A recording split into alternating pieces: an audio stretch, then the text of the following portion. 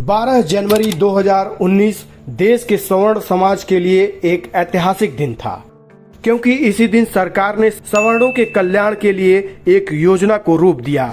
ये दिन ऐतिहासिक इसलिए है कि देश में पहली बार कोई कल्याणकारी योजना सवर्णों के लिए बनी थी।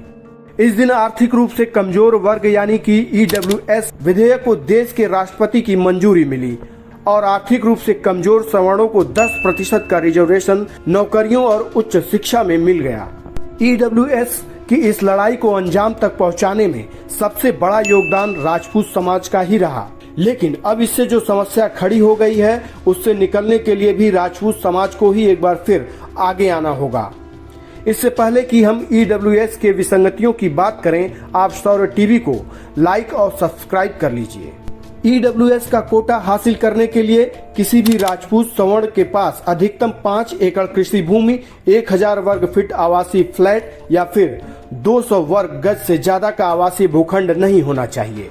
इसके साथ ही उसकी आमदनी की लिमिट 8 लाख रुपए प्रति वर्ष रखी गई है। 8 लाख की आय तो ठीक है, लेकिन संपत्ति शर्तों के कारण आर्थिक रूप से कमजोर होने के बावजूद भी ज्यादातर स्वर्ण इस आरक्षण का लाभ नहीं ले पा रहे हैं। सवर्णों में विशेषकर यदि राजपूतों की बात करें तो लगभग 80% राजपूत जिन्हें इसका लाभ मिलना चाहिए नहीं मिल पा रहा है, क्योंकि पुश्तैनी रूप से राजपूतों के पास जमीनें हैं, लेकिन कई जगहों पर इन जमीनों का कोई मतलब नहीं है, जिनमें राजस्थान और मध्य प्रदेश में बंजर जमीनों के कारण ये लोग इनका व्यावसायिक इस्तेमाल नहीं कर पा रहे हैं। ऐसे ही गुजरात, उत्तर प्रदेश और बिहार के एक बड़े वर्ग को सरकार के इन नियमों के कारण आरक्षण का लाभ नहीं मिल पा रहा है। 2019 के जनवरी महीने में संसद से 103वां संविधान संशोधन पास होने के बाद ऐसा लगा कि सवर्ण समाज का भी अब भला होगा, लेकिन जब इसके परिणाम सामने आए तो वो काफी चौंकाने वाले थे।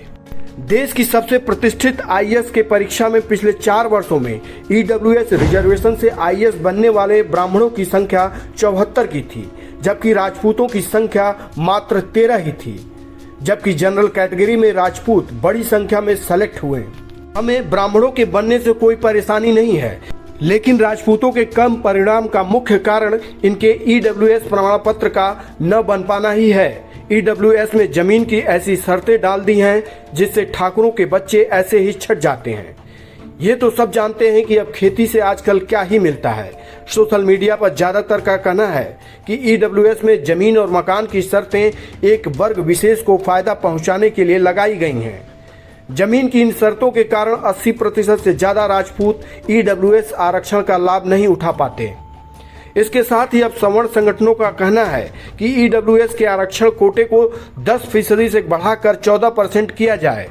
EWS के कोटे में संपत्ति मानदंड अव्यावहारिक है, इसलिए शौर्य टीवी की यह मांग है कि 8 लाख रुपए से कम आय वाले सभी सामान्य वर्गों में आने वाले लोगों को इसका लाभ मिले और EWS को 10 से बढ़ाकर 14% किया जाए। जय राजपूताना।